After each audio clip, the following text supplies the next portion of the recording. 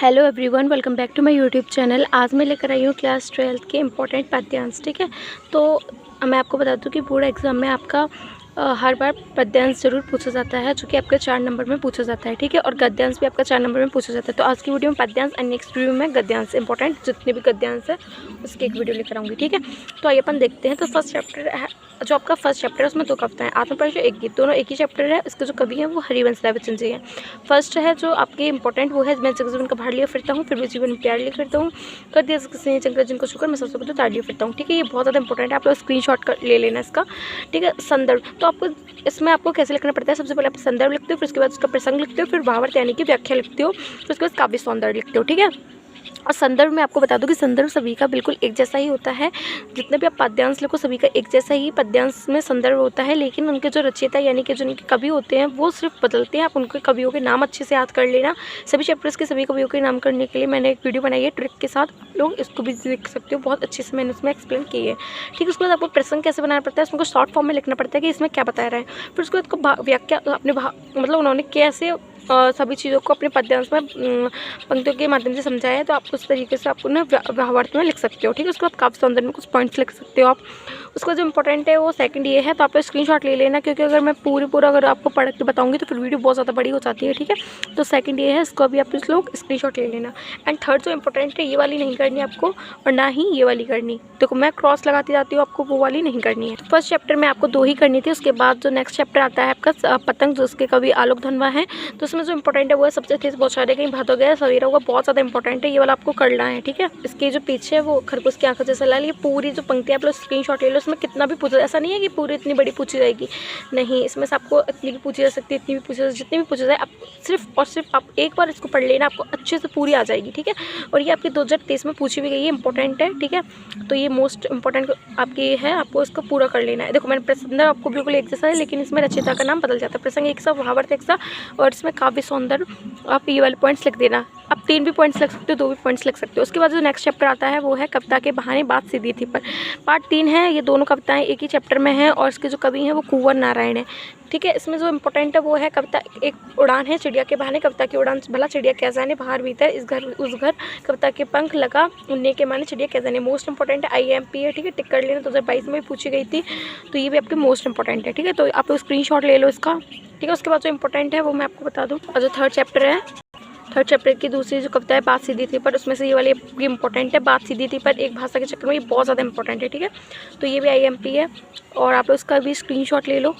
ये लो, इधर है थोड़ी सी आपकी ये रही, इधर तक आप सौंदर्य भी आप 2 पॉइंट लिख देना तो आपको नंबर मिल जाएंगे। ठीक है, उसके बाद ये वाली मत करना।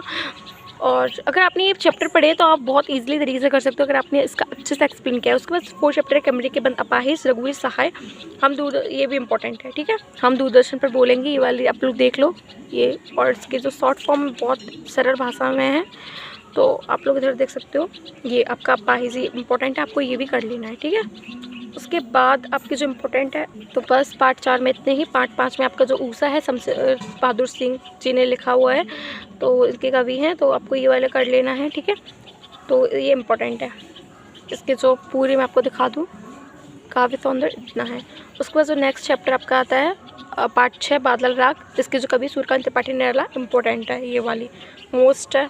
ठीक है, तो ये भी देख लो आप सोच रहे हो इतनी बड़ी बड़ी है कैसे याद होंगी, लेकिन आप 1-2 बार इनको अच्छे से पढ़ोगे तो आपको बहुत अच्छे से ये हो जाएंगे। बस ऐसा नहीं है कि आपको यही भाषा लिखनी है, अपनी भाषा में भी अच्छे से अगर आप एक्सप्लेन करना चाहते हो तो अपनी लैंग्वेज में भी आप अच्छे से लिख सकते हो। ठीक है, और ये वाली आपको 2023 में पूछी गई, इंपॉर्टेंट है, ये वाले कर लेना है। ठीक है, पीछे वाली है जो तीर्थी मैंने आपको बताई थी ना, ये वाली। उसके बाद अट्टालिका नहीं, ये इंपॉर्टेंट है। ठीक है, अट्टालिका नहीं है, ये इम्पॉर्टेंट है बहुत ज़्यादा, ये वाली भी आपको कर लेनी है। संदर्भ देखो, इसमें पूर्ववत ऐसे है कि आपको जो पीछे मैंने आपको बताया ना, सेम आपको वैसे ही लिखने हैं, सिर्फ इनके रचयिता यानी कि इसके और इसके रचयिता सूर्यकांत त्रिपाठी निराला जी हैं, तो आपको दोनों में सूर्यकांत त्रिपाठी निराला जी ही लिखनी है। उसके बाद प्रसंग, देन उसके बाद आपको इसका भावार्थ लिख देना है। ठीक है, ज़रूरी नहीं इतना बड़ा, शॉर्ट फॉर्म में भी आप अच्छे अपने तरीके से अपनी भाषा के अनुसार भी लिख सकते हो। ठीक है, उसके बाद नेक्स्ट चैप्टर है आपकी कवितावली, इसमें से मैं आपको बता दूँ इम्पोर्टेंट, तो इसमें जो इम्पोर्टेंट है वो दूध का, अब दूध का बहुत ज़्यादा इंपॉर्टेंट है, उसको तो 3 स्टार दे दो, आपको ये वाली तो कर लेना है। ठीक है, तो ये आप लोग देख सकते हो, स्क्रीनशॉट ले लो इसका पूरा। ठीक है, उसके बाद जो आपका चैप्टर है रुबैया, ठीक है, जो रुबैया चैप्टर है ना, फिराक गोरखपुरी ने इनके कवि हैं, तो कवित्री हैं, सॉरी शायद से ये कवित्री है या फिर कवि हैं, ये तो मुझे नहीं पता। रचिता अपन ऐसे रख लेते हैं, रचिता, ठीक है। तो इसमें जो इम्पोर्टेंट है वो आंगन में ठुनक रहा है, तो ये वाला आपको इम्पोर्टेंट है, 2022 में भी पूछा गया था, ये मोस्ट इम्पोर्टेंट है, आपको ये वाली कर लेनी है। और हाँ, आप लोग कमेंट करके बताओ कि फिराक गोरखपुरी कवि हैं या कवित्री, ठीक है। उसके बाद जो इम्पोर्टेंट है, तो आप लोग इसका स्क्रीनशॉट ले लो उधर तक, काफ़ी सुंदर। उसके बाद जो आपका नेक्स्ट चैप्टर है छोटा मेरा खेत, पगलों के पंख, ये दोनों एक ही चैप्टर है, ये दोनों कविताएं पार्ट 9 में है। इसके जो कवि उमाशंकर जोशी है, इसका जो इम्पोर्टेंट है छोटा मेरा खेत, चौकाना, कागज़ का पन्ना, ये बहुत ज़्यादा इंपॉर्टेंट है, ठीक है, ये भी मोस्ट इंपॉर्टेंट है। तो ये वाला भी आपको अच्छे से कर लेना है और आप लोग इसका स्क्रीनशॉट ले लो। इधर तक है आपका काव्य सौंदर्य तक, ठीक है, इधर तक आपको कर लेना है। कोई भी पॉइंट आप इसमें से कर सकते हो जो भी आपको अच्छे से लगे। उसके बाद जो आपका चैप्टर, बस इतने हो गए आपके, ठीक है। बगलों के पंख में से नहीं करना है आपको, मैंने सिर्फ आपको इतनी जो बताई, आपको इतनी पद्यांश कर लेनी है। नेक्स्ट वीडियो में इंपॉर्टेंट गद्यांश की वीडियो लेकर आऊँगी। आई होप आपको वीडियो अच्छी लगी होगी। प्लीज़ लाइक तो कर देना वीडियो को। Okay friends, thank you.